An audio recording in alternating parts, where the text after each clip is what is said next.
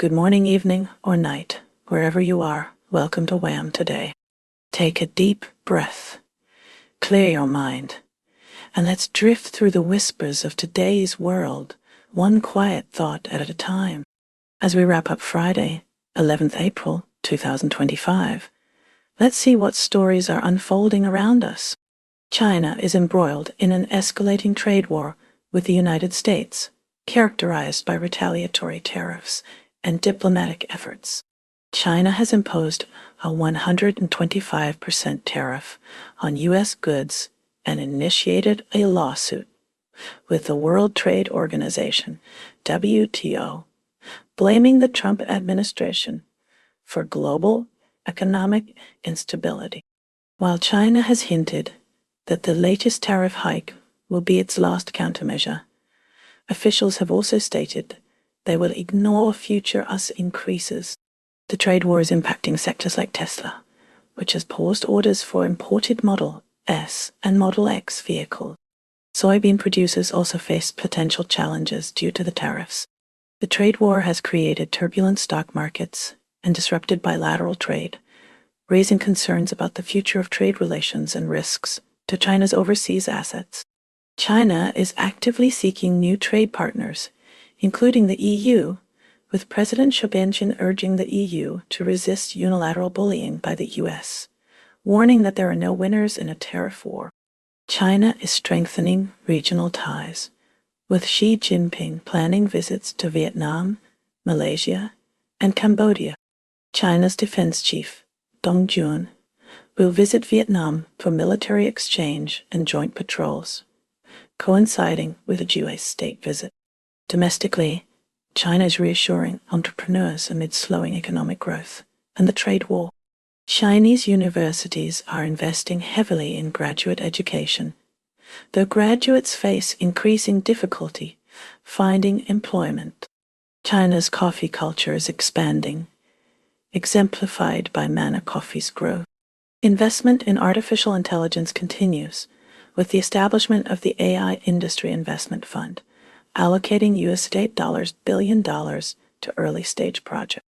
Corruption remains a challenge as Xi Jinping's anti-corruption purges continue.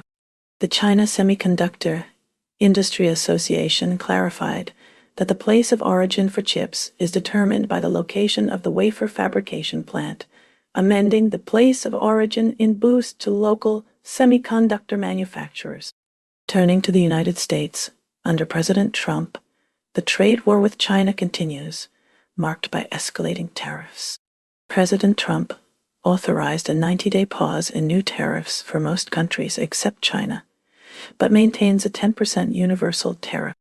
Trump asserts tariffs are doing really well, while some experts suggest China's Xi Jinping is strategically demonstrating China's resilience.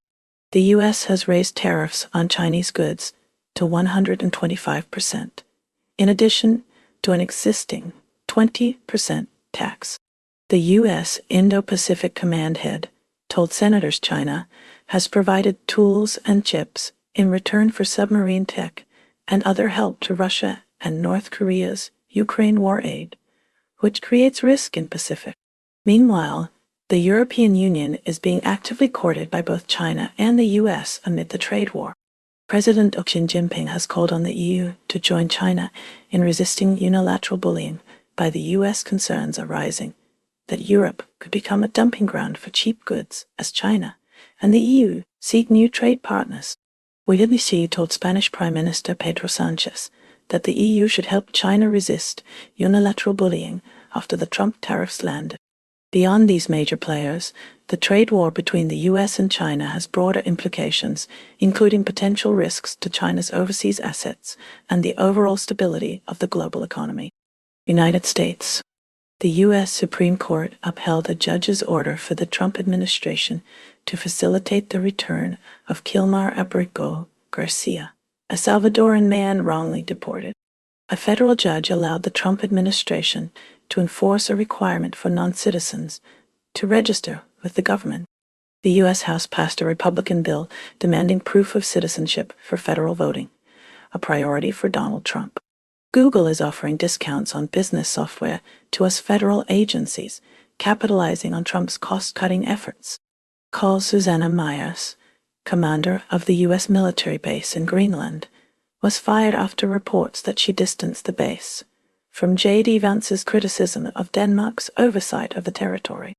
The new commander of the Patufic Space Base in Greenland, recently visited by Vice President J.D. Vance, was also removed from command due to a loss of confidence. The U.S. secured a deal with Panama to deploy troops to the canal, but lacks permission to build its own bases.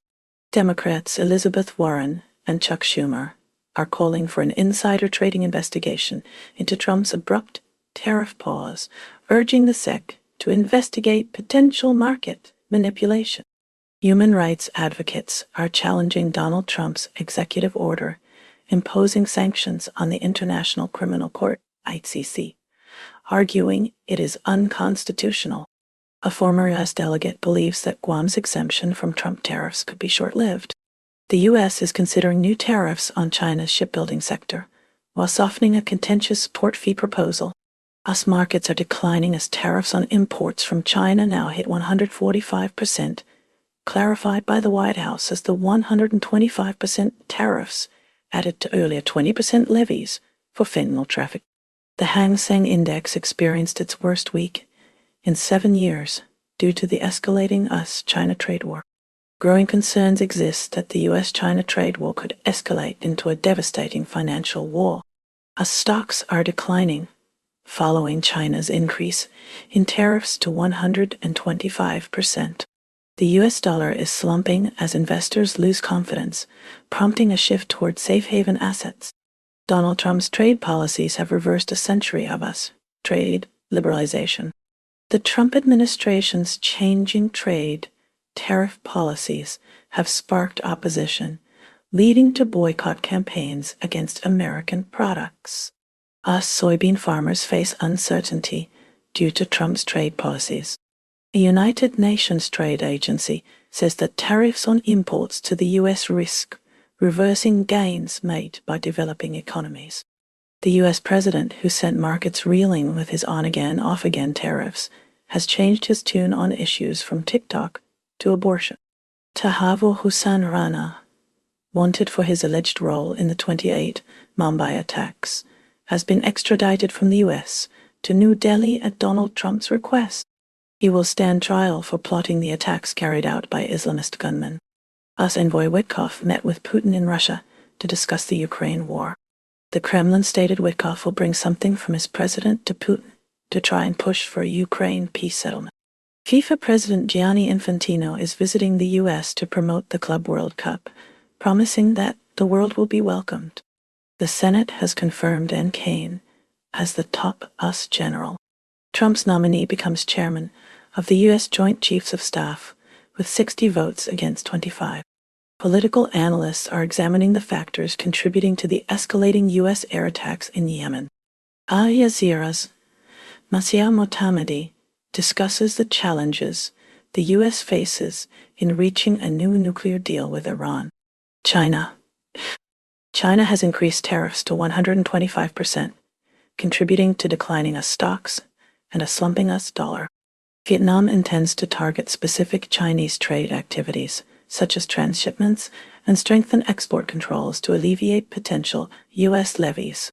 Bankers say that the U.S. plan to delist Chinese stocks may boost Hong Kong as an IPO hub, with 286 Chinese firms listed in the U.S. with a total market capitalization of $1.10 trillion.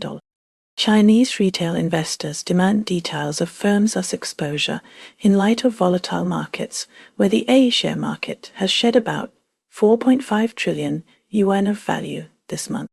EU leaders are planning a summit with Xi Jinping in Beijing in July, indicating an effort to re-engage with China amid a strained relationship with the US. Australia. Nearly 2 million hectares of koala habitat have been destroyed in Queensland and New South Wales since 2011, despite political promises to protect the species. Volunteers and community groups are working to protect Australia's endangered species. The decline of Australia's unique wildlife and the state of the environment have been ignored by major parties during the current election campaign. An Australian man with a valid working visa was detained and deported upon returning to the US from his sister's memorial service. Prime Minister Anthony Albanese states Australia's purchase of nuclear-powered submarines is for deterrence and stealth as part of the AUKUS treaty. An Australian woman gave birth to a stranger's baby after an IVF clinic error at Brisbane's Monash 5EF. Mexico. In Mexico, a U.S. fugitive fatally shot Abigail Reyes, a Mexican police officer in the Gringo Hunters Unit, which focuses on arresting us citizens on the run in Mexico. The unit was established in 2022 and has arrested over 1,600 fugitives since then. European Union. The EU is considering a deal with the US amidst a temporary trade truce, having paused planned retaliatory tariffs on US goods as it seeks an agreement with the Trump administration. As US tariffs on EU exports increase, Europe is working on a unified response, with trade ministers meeting in Luxembourg. The EU sees an opportunity to increase leverage over Beijing as the US and China engage in a trade war, hoping to influence China on industrial overcapacity following a small win in a brandy probe. The leaders are planning a summit with Xi Jinping in Beijing in July, indicating an effort to re-engage with China amid a strained relationship with the US. France is taking a leading role in European politics, with President Emmanuel Macron guiding the continent through complex geopolitical issues. Macron's statement that France might recognize a Palestinian state by June is seen by Hamas as a significant move, despite condemnation from Israel's foreign minister. With a strong military, France is pushing for greater European defense autonomy, a topic to be addressed at an upcoming meeting in Brussels, with defense ministers from the Coalition of the Willing, co-led by France and the UK. In domestic news, Marine Le Pen, leader of the National Rally Party, convicted of embezzlement, is using similar rhetoric to Donald Trump's witch hunt claims, potentially impacting her efforts to soften her party's image. Soccer star Kylian Mbappé is also engaged in a legal battle with Paris Saint-Germain, PSG, over financial disagreements, prompting legal action. The United Kingdom joins France in leading the Coalition of the Willing and will participate in defense discussions in Brussels. Intriguingly, the rise of British Prime Minister Keir Starmer is being attributed to Donald Trump. In the United States, Donald Trump is being given credit for the new leadership role of British Prime Minister Keir Starmer. Furthermore, Marine Le Pen, the leader of the National Rally Party in France, is echoing Trump's witch hunt rhetoric following her embezzlement conviction. The potential imposition of tariffs from the United States is causing concern in Europe, particularly given the absence of a formal German government. Regarding Israel-Palestine, Hamas has responded positively to French President Emmanuel Macron's declaration that France may recognize a Palestinian state by June, calling it an important step, despite criticism from Israel's foreign minister. India is currently facing a multifaceted set of challenges, from extreme weather to evolving technological and economic pressures. Northern India is battling an early and intense heat wave, with temperatures soaring above 40 C, 104 F, and Barmer, Rajasthan, reaching a peak of 46.4 C, significantly above the April average, resulting in severe thunderstorms. Concurrently, the rising use of betting apps and fantasy gaming is sparking worries about addiction and potential financial harm. Elon Musk's AI tool, Grok, is also under scrutiny for its forthright opinions on topics such as democracy, free speech, and youth. Legally, the U.S. Marshal Service handed over Tahawa Hussein Rana to Indian authorities on April 9 for extradition to India, where he is accused of being involved in the 2008 Mumbai attacks.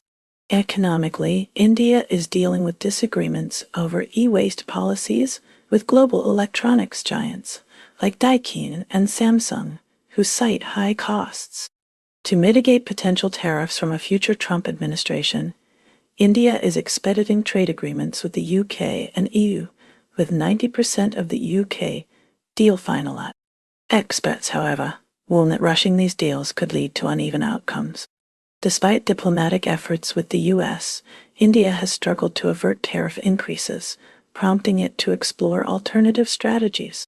Turning to Bangladesh, Commerce Advisor Bashir Uddin believes that India's decision to cancel transshipment facilities will not have adverse effects on Bangladesh.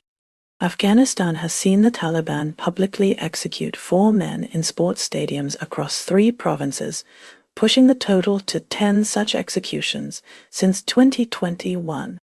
In a separate development, an elderly British couple, Peter and Barbie Reynolds, aged 79 and 75, remain imprisoned by the Taliban, having endured over 2 months of captivity and 29 interrogations without any explanation. Meanwhile, a 2021 parliamentary submission, co-authored by Australian Liberal candidate Zahid Safi, has stirred controversy. Safi, now running for the Melbourne seat of Bruce, suggested the Hazara community in Afghanistan did not face ethnic persecution, a view at odds with both the Australian government and international human rights organizations. Taiwanese authorities have charged a Chinese ship captain with damaging undersea cables. Turning to Canada, Prime Minister Justin Trudeau has expressed concerns about foreign interference in Canadian elections. He specifically highlighted instances of alleged Chinese meddling. The Canadian government is reviewing its policies to safeguard democratic processes. Shifting to France, President Emmanuel Macron is facing scrutiny over his government's budget plans. Critics argue that the proposed spending cuts will disproportionately affect social programs. Widespread protests are expected in the coming weeks.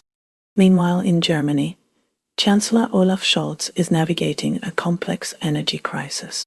The country is seeking alternative energy sources to reduce its reliance on Russian gas.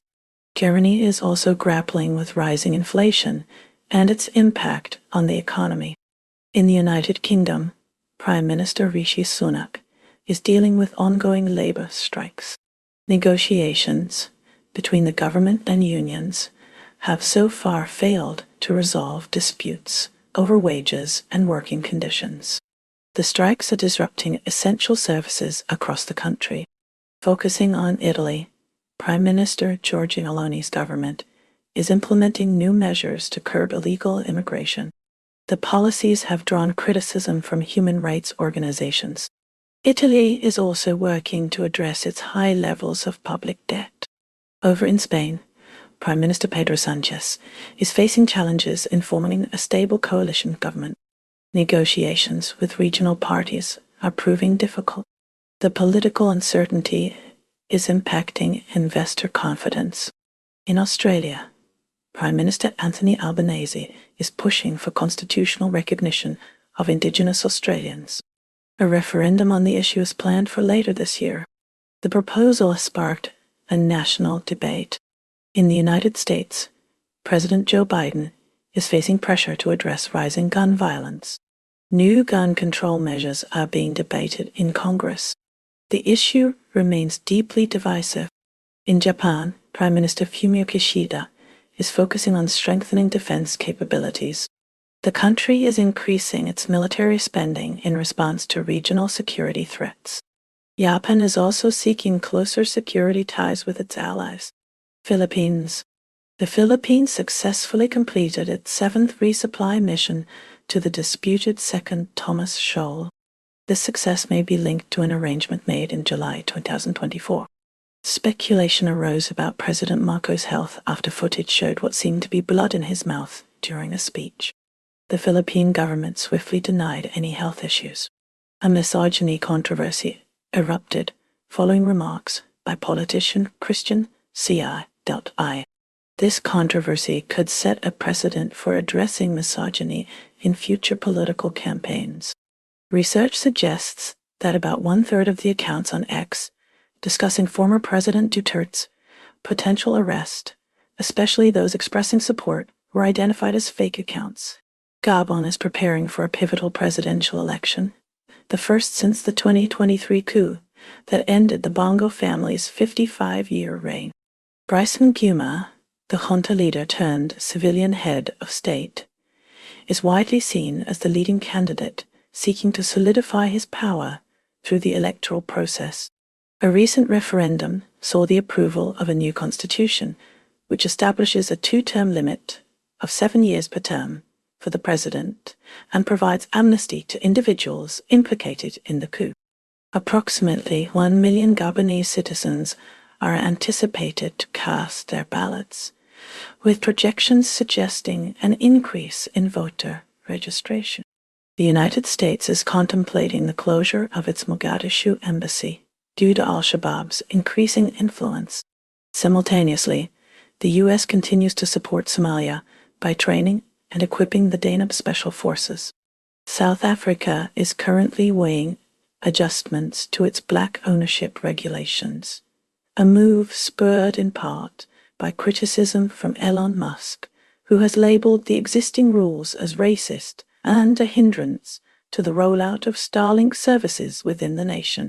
Transitioning to Canada, Prime Minister Justin Trudeau's government is facing increasing pressure to address the housing crisis, with recent data revealing a continued surge in rental costs and home prices, particularly in major urban centers. The government is exploring various strategies, including increased investment in affordable housing projects and potential policy changes to curb speculative investment in the real estate market. Meanwhile, in France, President Emmanuel Macron is navigating a series of challenges, including ongoing protests related to pension reforms and growing concerns over inflation's impact on household budgets. The government is engaged in discussions with labor unions and business leaders to find common ground on economic policies and address social unrest. Shifting focus to Brazil, President Luiz Inácio Lula da Silva is working to strengthen environmental protections in the Amazon rainforest and combat illegal deforestation.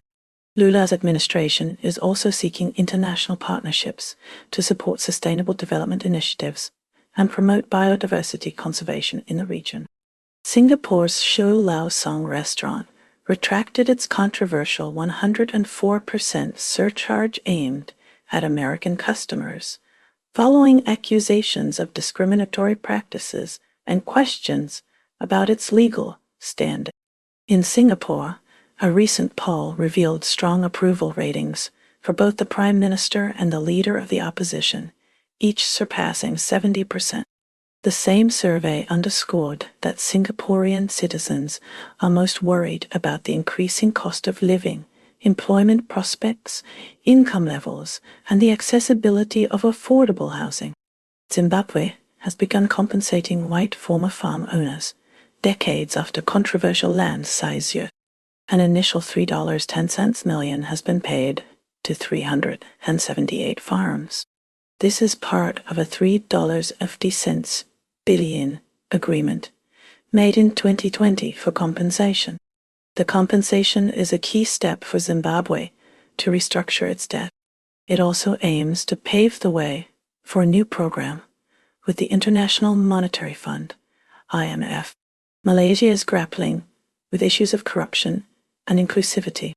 The Anti-Corruption Commission seeks enhanced safeguards for whistleblowers, motivated by a case where a businessman who exposed alleged wrongdoing is now facing investigation himself. Meanwhile, controversy surrounds the Kereta Bisarong event. The organizer's statement excluding gender non-conforming individuals has sparked accusations of LGBTQ discrimination and fueled debate about inclusivity in public events.